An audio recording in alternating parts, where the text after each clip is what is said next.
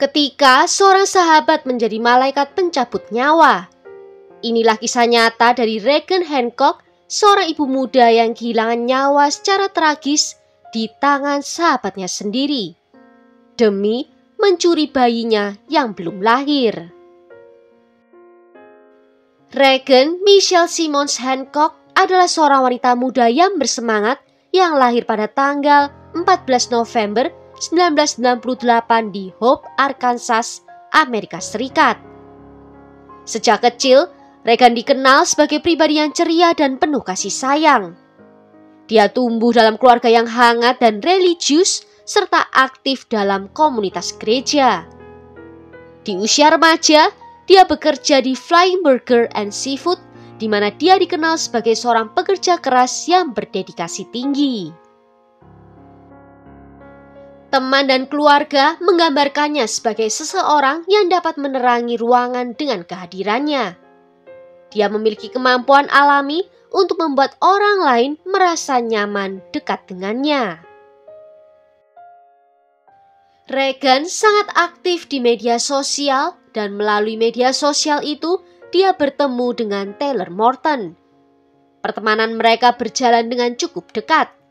Mereka menjalin pertemanan sebagai sesama perempuan muda yang sudah berkeluarga. Mereka memiliki lingkaran pertemanan yang sama. Taylor bahkan menjadi fotografer di pernikahan Homer dan juga Regan.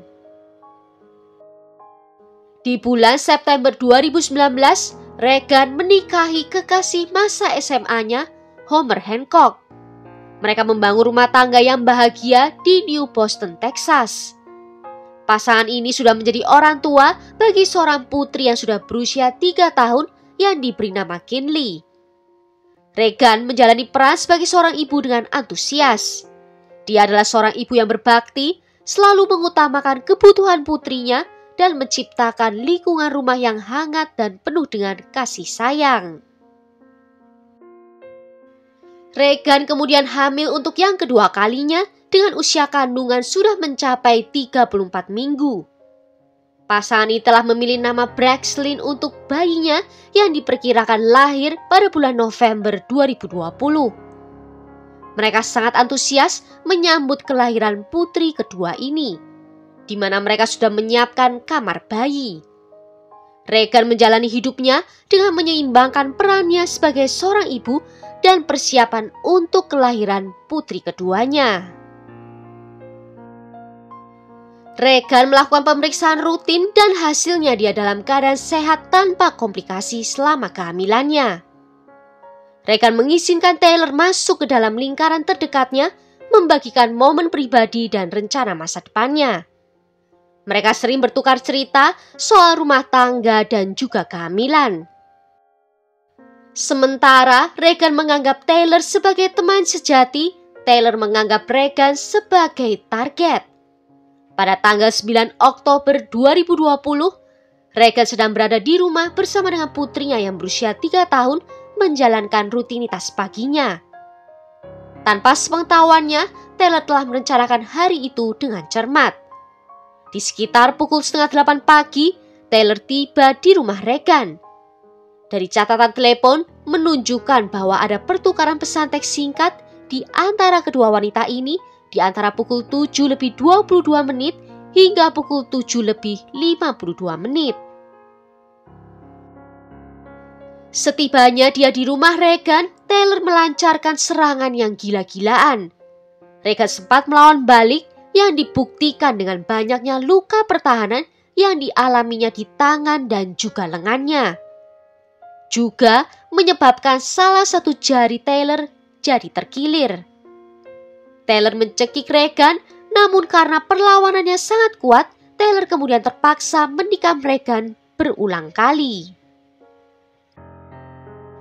Bagian paling mengerikan dari serangan itu datang berikutnya, ketika Regan masih berjuang untuk hidupnya, di mana Taylor mulai memotong perutnya dan kemudian mengeluarkan bayinya bersamaan dengan plasentanya. Menyadari Regan masih hidup saat itu, Taylor melanjutkan serangannya. Dia menikam tubuhnya puluhan kali. Dan ini bukanlah kematian yang cepat.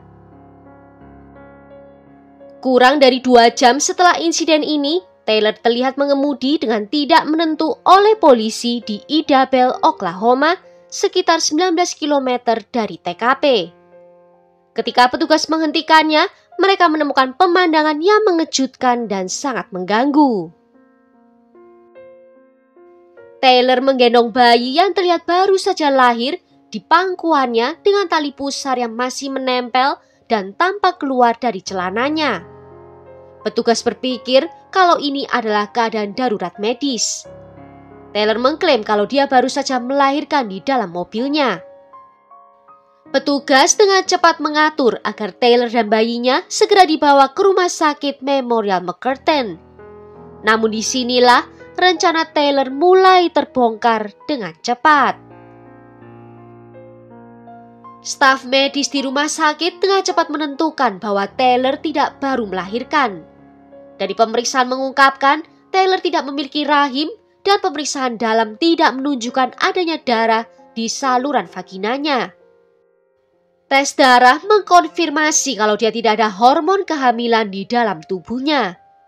Meskipun banyak bukti yang menentangnya, Taylor terus bersikeras bahwa dia baru saja melahirkan.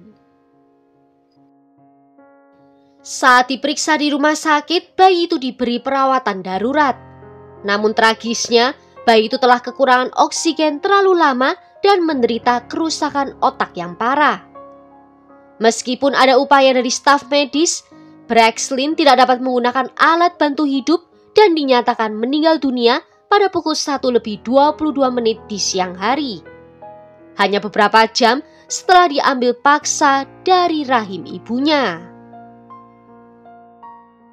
Sementara itu di rumah Regan di sekitar pukul 10:30 pagi, ibu Regan tiba di rumah putrinya. Dia tidak dapat menghubungi Regan dan merasa khawatir. Betapa terkejutnya dia saat dia menemukan tubuh Regan tergeletak di lantai dikelilingi dengan darah. Ibunya segera menelpon layanan darurat dan penegak hukum dengan cepat menanggapi panggilan itu.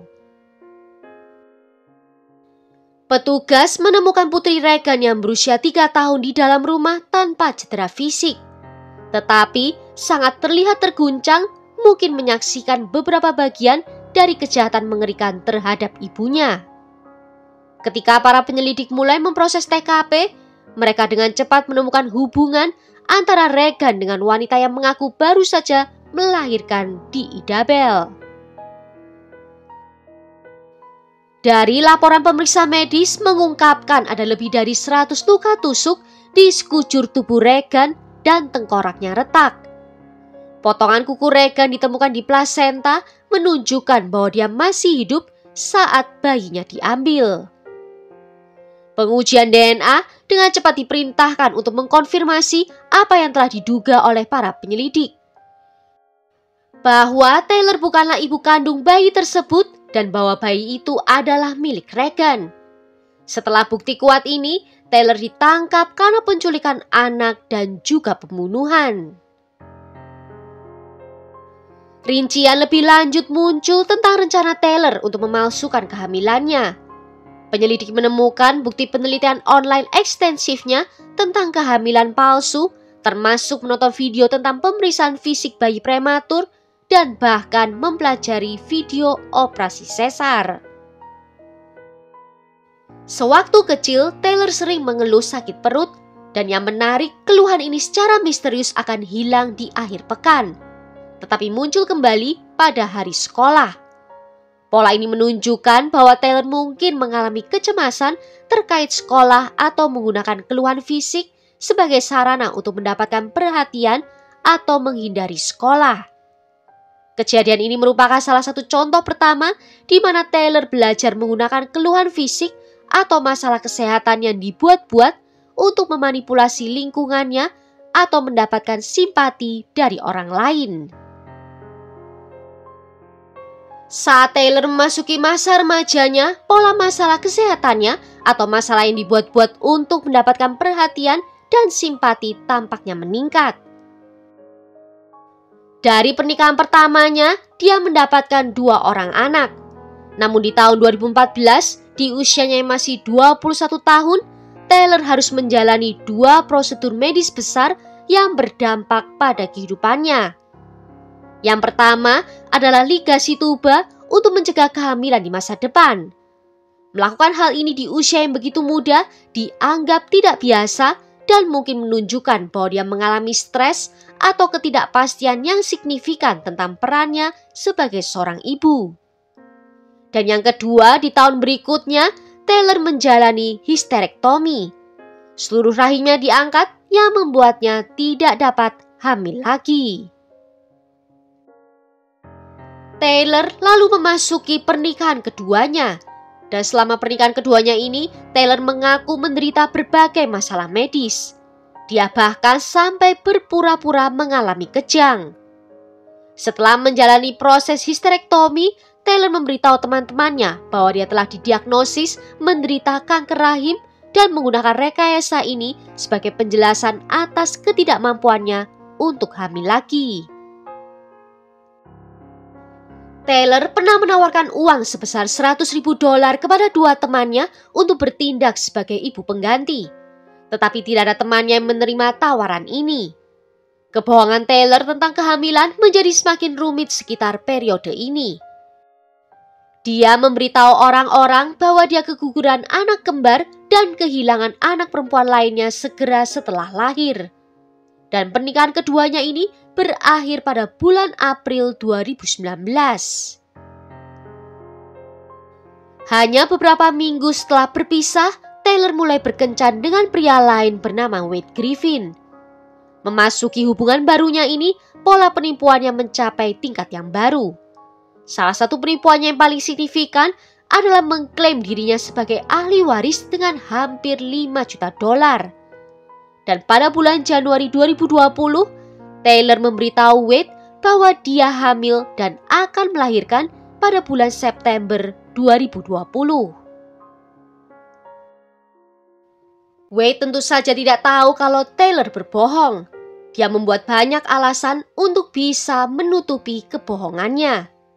Dia memalsukan kehamilannya dengan menggunakan perut palsu, tetap melakukan sesi pemotretan kehamilan, memalsukan foto USG, dan mengadakan pesta baby gender reveal.